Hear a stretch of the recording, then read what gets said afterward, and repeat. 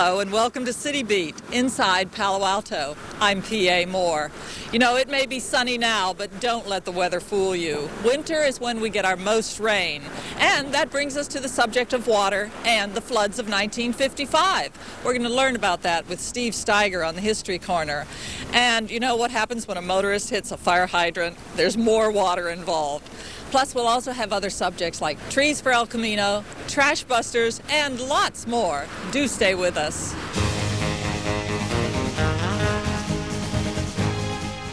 I'm with Steve Steiger, and it's wintertime in Palo Alto, which naturally leads us to talk about floods. So, Steve, give us a historical concept here. Tell us about, flooding in Palo Alto, starting from about the time that the town was settled. Well, I mean, the creeks in this area have always had a series of floods because the hills to the west of us catch a lot of rain and they come down and the banks can't hold it, and the surrounding land would flood.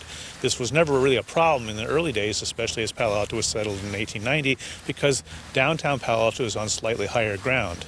The real problem came after World War II as the town began to grow to the east and the south. The areas out in Greer Road and out beyond Oregon were on much lower ground relative to downtown Palo Alto and were susceptible to floods.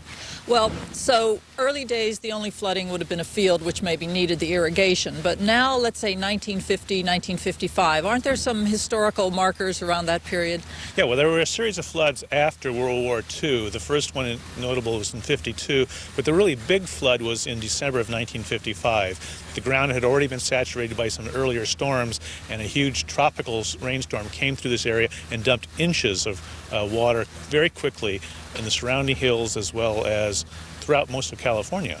So when those Pineapple Expresses come through, I know it's warm and there's generally a lot more water. So what in particular happened in the flood of 55? Well, what happened is the ground was already saturated in the hills to the west of us, and all the water flew into the creeks.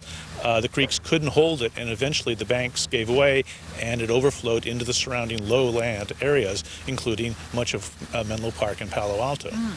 Well, now, compare that, say, to the flood of 98, when we had, instead of the Pineapple Express, we had an El Nino. How would you compare the two? Well, very similar in the sense of where the water went, although I think in 55 it was much more extensive because there was a lot more water. Part of the problem also occurs is when these storms come and then you have a high tide action that causes the water to be blocked up so it can't escape into the bay, that you have these problems. I also want to point out in 1955 this wasn't a problem just to the Palo Alto area. Much of California was flooded. Yuba City, Marysville had much more greater damage in the millions of dollars by the same storm. Yeah, and that reminds me also of the El Ninos, because there were the Sacramento River flooded and a lot of other areas, as I recall. Well, I mean, the Sacramento Valley used to flood almost annually. I mean, Sacramento back in the 1850s was underwater seasonally. But, of course, as late as the 1930s, the Central Valley Project began developing and damming the Lake Shasta, and these other dams were also flood relief as well as water supply, and they held back a lot of the water that would have come down into the Sacramento River and its tributaries. But occasionally, in 1955 is an example of when they couldn't even hold it all back. Gosh, I just find this also fascinating. I'm sure residents would love more information. How would they do that? Well, they certainly come by the history desk over here at the Palo Alto Main Library, where I'm here on Tuesday evenings and Thursday afternoons to help you learn more about the flooding in Palo Alto or any other Palo Alto questions. Thanks so much, Steve. You're welcome. Susan Arpan is the Manager of Economic Development for the City of Palo Alto. Susan, I know that you coordinate these economic forums. Would you take a minute just to tell our viewers what those are all about? Yes, we decided some time ago that it made a lot of sense to convene a conversation around the economy in Palo Alto. So we've tried to do that from a variety of different perspectives. And what were some of the topics of these various forums that have been going on? Well, we've taken a look at the regional economy, the local economy. We've talked about the retail marketplace. We've talked about nanotech and had some examples of what nanotech is and how that enabling technology can take us to the next steps in the IT culture. And most recently we talked about trends, taxes, and policy related to state government that have an impact on the local city government. That's true. A local government does not operate in isolation. And then who generally is your target audience, and can anybody interested just drop in? We actually like that. We like to have a mix of people attend the Economic Forum. Most recently, we've had a number of residents participate in the forum, but we really do try to reach a different audience each time. So basically what we've had is a third, and a third locals, a third repeat people, and a third of the people that are coming forward about that particular topic and have that interest. And my understanding then is that the next one coming up is going to be sometime in March, and even though the date is uncertain, you do have a topic. What's that going to be? We do, and we're excited about it. We're going to be talking about how you market in a down economy and how important it is really at this juncture, to take another look at the business and see how you can make the business more viable, even though people aren't spending as many dollars as they were a few years ago. But isn't it true that when in tough times you really want to do more on communication and more on marketing? So what's the philosophy? How do you get that message across? Well, we're not so much trying to get a message across really as we are trying to find some examples that are really going to hit home for the particular business. So for example, if you're a restaurant, maybe you want to have a larger lunch menu and you want to let people know about that larger lunch menu because they're not going to be coming for dinner and that type of thing. Oh, and prefix meals and things of that nature, I guess, would fit in. So how would a person get more information about the Economic Forum in the city? Well, the best way to get more information about the forum is to either go to the city's website or to talk with Landy Lopez in the city manager's office. Well, thanks so much, Susan. Okay, thank you, PA. What happens when a vehicle hits a fire hydrant? This is the scene at San Antonio and Charleston roads on January 26th. You can see that water is gushing everywhere. The first step is to make sure everyone is safe by securing the scene and redirecting traffic and pedestrians. Utility crews then look for the shutoff valve and turn the water off. The good news is that local area businesses and residents still have water service. Crews then begin to repair the broken fixture. The minimum repair bill is about $500, which covers time and expenses. The repair bill could increase several times that amount if the repair is more complex and if it occurs at night or on holidays, requiring the city to pay overtime. That doesn't count the damage to the vehicle or the towing fee. Oh, as for who pays, this trucking company will get a bill from the city. So unless you want a nasty surprise, drive carefully. I'm here with Christopher Quick, and we're going to be talking about the color zone parking system for the city of Palo Alto. Chris, I understand as the lead parking official, you probably have to explain quite a few times about the color zone. So why don't you explain to the viewers, what is the color zone parking system? Well, the color zone system is basically 4 areas in the downtown business district that are around 2-ish, 3-ish blockish in area. Each one of them affording visitors to the downtown area 2-hour on-street and 2-hour off-street parking for free. There are 2 areas, however, that offer permanent 3-hour parking, and the Civic Center garage, as well as the Cowper-Webster garage off of Webster and Cowper, naturally, and University Avenue. Starting from Alma Street, going through to the end of Webster Street, the color zones are as follows: purple, then coral, after coral comes lime, and then followed by blue. Just as an example, imagine yourself driving into downtown around 9 a.m. and you park, say, off of Emerson Street in the purple zone. It's 9 a.m., you look at your watch, so you know you have 2 hours to park. Okay, this is a quiz. I know that I can park there until 11 o'clock. Now, what happens if I need more time? Okay, so after your time limit in purple expires, 11 a.m., you must move to a different parking zone. Or, if you need to park longer than the 2 hours, say in purple zone, you have a very important meeting going on, you can contact Revenue Collections or go to Revenue Collections at 250 Hamilton Avenue and purchase a one-day parking permit. That will allow you to park in any of the off-street parking facilities, whether they be 2-hour parking or permit parking, for free for the entire day. All right, now let me get this straight though. If I've put in 2 hours in the purple zone, can I move to the lime zone or the coral zone? Absolutely. The one thing that you have to remember, though, is you cannot come back to the purple zone until after 5 p.m. Each sign explains that very, very well. All right, so all of these, there are signs up and things like that. Now, tell me about this parking garage that we're in now, which is the Bryant Litton garage. Well, this is our newest garage. It's quite large. It affords ample 2-hour parking, which temporarily, at least for now, is 3-hour parking in the posted 2-hour limitation area. It also has levels going from the first floor above to the 5th floor that offer permit parking for those that work in the downtown area. And then what's really the best way for a resident or a visitor to get more information about Palo Alto's parking system? Well, if they would like, they can walk over to 250 Hamilton and see all the smiling folks over there. And they'll be more than happy to give them one of these brochures. Or also, if they can't afford the time to go down there, they can call the following number. Kashi Aralai and I are here to talk about winter swimming. Oh, Cash, it looks cold and wet and dreadful out there, but there must be lots of different programs here. So what's the big overview of the swimming program? Well, the aquatics program is made up of 3 program areas. We have the lap swim program, the recreation swim program, and then the youth and adult swim lessons. The lap swim program operates year-round. The recreation swim program operates from May until September on the weekends in the late spring and early fall, and then 7 days a week during the summer. The youth and adult swim lessons, they operate year-round except for a couple months in the winter. What you're viewing right now is the adult lap swim program. We also have 2 contract swim teams that have been swimming here at Rinconada Pool for years, and that's Palo Alto Swim Club and Rinconada Masters, and they also swim year-round.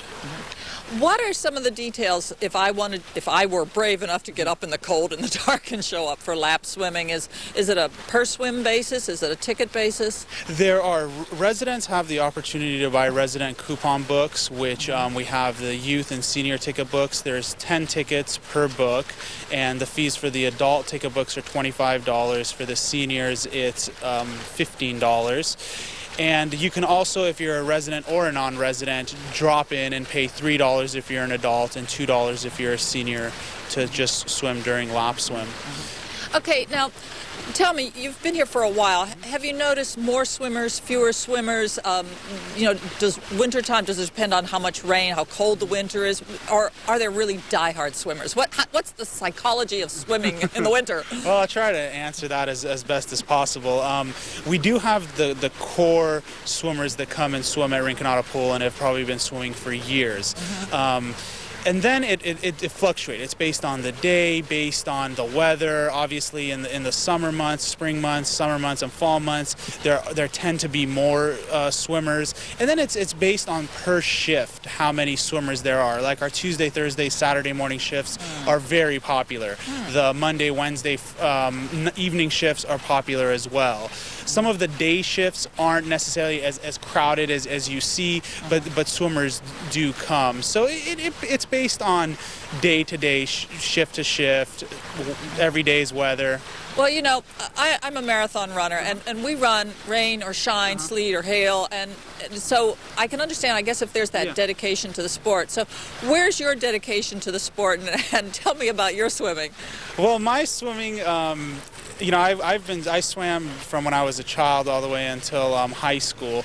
I didn't swim in college, but as a lifeguard, training instructor, and as being part of the lifeguarding staff, I do swim on a regular basis. Not necessarily in a competitive mode, but just to stay in shape and also, be able to. As I say, hang with the lifeguards when they're doing their training. So I don't want those kids getting ahead of you. Exactly. So how would a resident get more information overall? Do we have a website or what? It is on the city website. The best place to look would be, or to call, is our hotline number, and that's 650-463-4914. And that is a 24-hour hotline that gives you up-to-date information about the aquatics program. And as the hours change from season to season, that gets updated. Yeah. Well, super, Cash. It's been great talking to you. Thank you very much. Joining me now is Tony Batis, who is head coach, is that right, Tony? Yes, ma'am. Of the, I'm looking at your jacket, Palo Alto Stanford Aquatics. Now that's been around for a long time. Yes, it's been in the community for about 50 years, and actually our original incarnation was Palo Alto Swim Club, started back in 1955 by John Williams. This recent year we merged with several other facilities around the Palo Alto community to form a larger conglomerate. We have about 600 swimmers in our program at 7 different sites in the community with about 17 coaches, and the ages range from as young as 4 to college-age kids. We have kids that are from novice level in our program all the way up to kids in Olympic trials. In the past Olympic trials, we had 5 kids from our program participate, with one finishing as high as 5th. We've been very, very fortunate to have a great community support our program, and have had success through mainly the parental support and the great kids who've been a part of this program. You know, speaking of those great kids, what are the real challenges when you're trying to teach a 4-year-old how to swim? That must be an interesting exercise. I think more so than anything else is just trying to create a happy environment. I mean, especially this time of the year where the weather tends to be a little bit colder and a little bit tougher on the children. We want them to come here and have this be a fun place for them to be. If they learn in the process and they continue on and have fun, that's the big bonus for us. But I think up front, really, it's just to try to provide an environment that not just the little child, but the family can feel comfortable coming to each afternoon. Oh, that sounds great. And how would a resident get more information about the aquatics group? Basically, you can contact us in a number of ways. Primarily, we have a club line that you can contact at 650-328-6536. You can reach us on our website at paloaltoswimclub.org, and we also have Palo Alto Stanford Aquatics. It may be under Palo Alto Swim because of the new major, and those would have links to all of our sites around the entire Palo Alto community, so that if you don't live right near Rinconada, there's plenty of sites that you'd have access to. Well, I may just become a swimmer, even in the winter. Thanks so much, Tony. Thank you. And to continue our discussion about swimming, we have Carol McPherson, who is the coach of the Masters Swim Club. Rinconada Masters. Okay. Right. Carol, tell me, what does a person need to do to be a master in the swim club? Well, a master swimmer is a physical fitness swimmer and a competitive swimmer if they want to. But basically, it's a physical fitness program. It starts with the age of 18 and can go up all the way to 100 or whatever. My swimmers go from the age of 18 up to 93.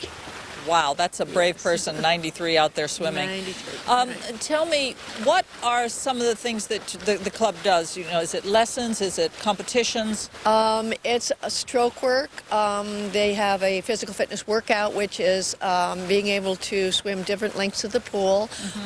They will get lessons in their other strokes, not just freestyle. You'll do short distance, long distance, and it's just to keep you physically fit, basically. I can only compare it to running, where we do fartleks for sprint work, and then we do distance running. So I guess it's similar. Exactly. Then what would a person do to get more information about the club and how to join and things like that? Okay, they can come right to the pool, or they can call me, but we do have a brochure that goes out. There's one at the recreation department, and there's always one here at Rinconada Pool. Or they can call me, which is Carol McPherson at 650-493-2930. Well, thanks so much, and let's hope that we get some more winter swimmers out there. Okay, thank you.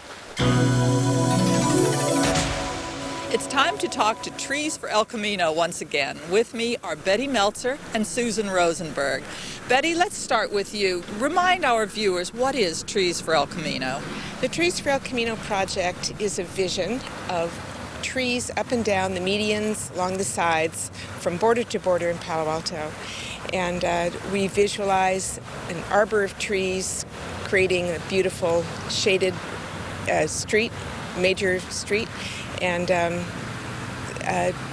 creating and realizing a dream that's been around for more than 20 years in this community.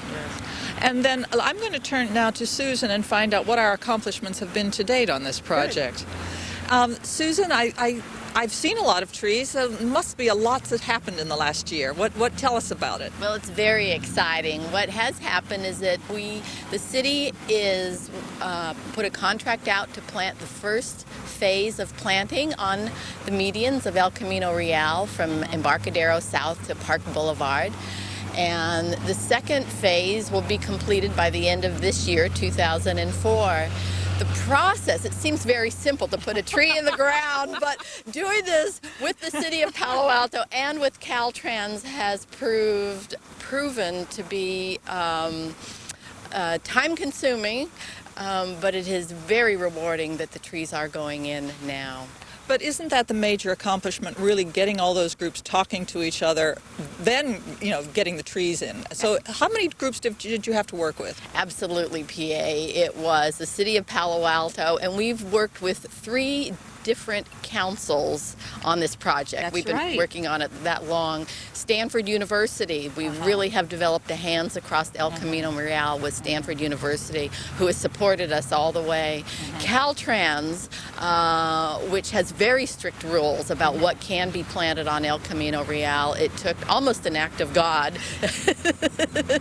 But large thanks to Joe Simidian and Byron Scher for their hand in getting Caltrans to work with us and make this happen in Palo Alto. It's very exciting. That's great. Now, let me come back to Betty. What does the future hold? So we've had 1 year of progress. We've seen a lot of trees go into the ground. What's the next steps? Well, the next step's going to be completion of all that can be done along El Camino with trees, as many trees as can be planted. And I think as the community watches this street and the tree planting, they're going to be thrilled with the next steps, which are trees in the ground, all kinds of trees, the ginkgos, the sycamores, the oaks, the red maples. So those are the next steps. Beyond that, into the future, as there will be more significant infrastructure kinds of changes. And when that happens, it will require state, federal, major developer types of corporate involvement. But that's down the road. What we have now and what we can look forward to is watching our part of the legacy of trees along El Camino, which we have contributed to, we as a community. And so our future is going to be very exciting, just watching this happen. And tell me, how could people get more information in terms of making a financial contribution or learning about the El Camino project altogether? Okay, the website that we have, www.treesforelcamino.org, is a great resource for that. And it tells basically the details and the facts. So, super. Thank you so much. Thank you.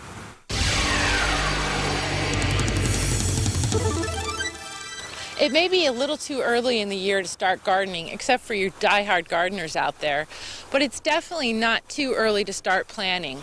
And in that vein, the recycling program has teamed up again this year with Water Quality to bring you our popular garden workshop. And that's really 2 great workshops in one. First, you have the Bug Buster or Less Toxic Pest Control workshop that teaches you how to get rid of the bad bugs, attract the good bugs, and maintain a healthy insect population without the harsh chemicals, which makes your yard and garden safer for your children, your pets, and your whole family. The second workshop is Super Soil or compost. And that teaches you how to use your garden trimmings and your food scraps to create compost, which is a soil amendment. When you add it to your soil, it improves the soil structure and makes a healthier soil system for you, which will help your plants grow bigger, stronger, and healthier. You'll be able to use less fertilizers and pesticides, and you can also use less water because the compost acts as a sponge and retains the moisture, letting your plants draw from that longer. So the garden workshops are 2 workshops in one. They're free. There's 4 different workshops this year. Check your screen for the dates. They'll be at various locations throughout Palo Alto, so when you call to enroll, we'll be able to tell you where that particular workshop is on that date. Call the recycling program at 496-5910 to enroll in one of these workshops. And I wish you the most happiest, healthiest garden this year. This is Wendy Hediger reminding you to reduce, reuse, recycle, and buy recycled.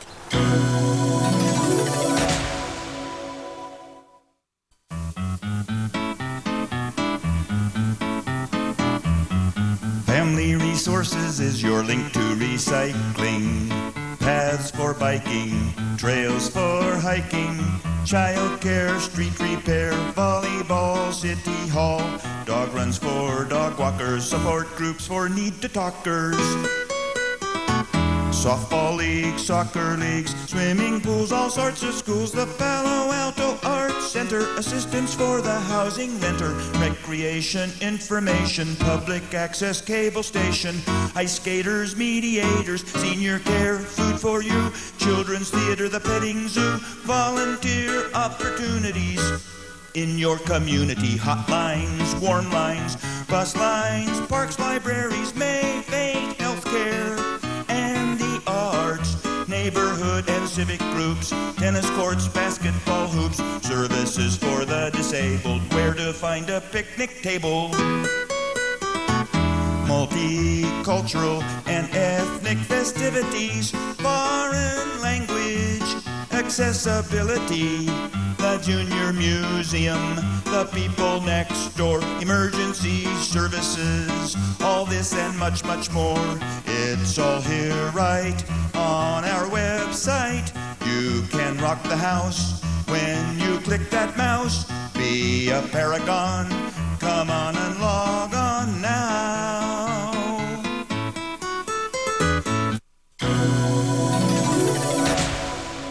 Thanks for watching CityBeat inside Palo Alto. I'm P.A. Moore.